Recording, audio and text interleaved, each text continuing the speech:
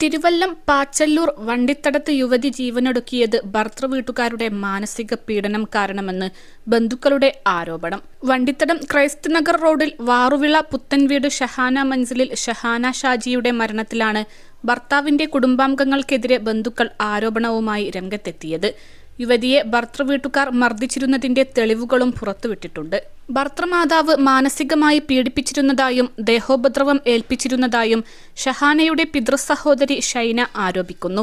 ഒരിക്കൽ ഷഹാനയുടെ ഭർത്താവിന് ഒരു ശസ്ത്രക്രിയ വേണ്ടിവന്നു. ഈ സമയത്ത് ആശുപത്രിയിലെ ചില രേഖകളിൽ ആര് ഒപ്പിടണമെന്ന് സംബന്ധിച്ച് ഷഹാനയും ഭർതൃമാതാവും തമ്മിൽ തർക്കമുണ്ടായി. തുടർന്ന് ഭർതൃമാതാവ് ഷഹാനയെ മർദ്ദിച്ചെന്നും കടിച്ച് പരിക്കേൽപ്പിച്ചെന്നുമാണ് ബന്ധുക്കൾ പറയുന്നത്. ഷഹാനക്ക് മർദ്ദനമേറ്റതിന്റെ ചിത്രങ്ങളും ബന്ധുക്കൾ പുറത്തുവിട്ടു. സ്ത്രീധനത്തിന്റെ പേരിൽ നിരന്തരം കുത്തുവാക്കുകൾ പറയുകയും ഭർതൃമാതാവ് ചെയ്യുമായിരുന്നു എന്നാണ് ബന്ധുക്കൾ ആരോപിക്കുന്നത്.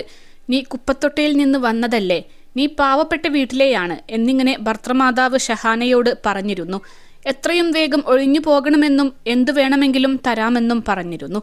മകനെക്കൊണ്ട് വേറെ വിവാഹം കഴിപ്പിക്കണമെന്ന് പറഞ്ഞിട്ടുണ്ട്. +2 ഡിഗ്രി കഴിഞ്ഞവർക്ക് world's first AR VR class റൂമിലൂടെ സ്മാർട്ട് ഫോൺ എഞ്ചിനീയർ ആവാം. കൂടുതൽ അറിയാൻ വിളിക്കൂ ബ്രിഡ്കോ ആൻഡ് ബ്രിഡ്കോ.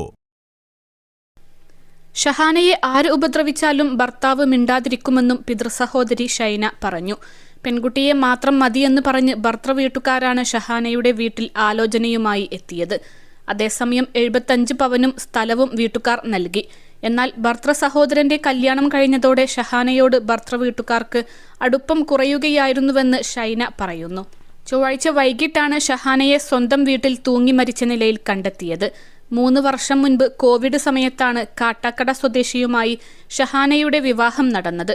1.5 വയസ്സുള്ള കുഞ്ഞുള്ള ഷഹാന ഭർതൃവീട്ടിലെ പ്രശ്നങ്ങളെ തുടർന്ന് 3 മാസമായി സ്വന്തം വീട്ടിൽ കഴിയുകയായിരുന്നു. ചൊവ്വാഴ്ച സഹോദരപുത്രന്റെ ജന്മദിനാഘോഷത്തിന് കൂട്ടിക്കൊണ്ടുപോകാനായി ഭർത്താവ് ഷഹാനയുടെ വീട്ടിലെത്തിയിരുന്നു.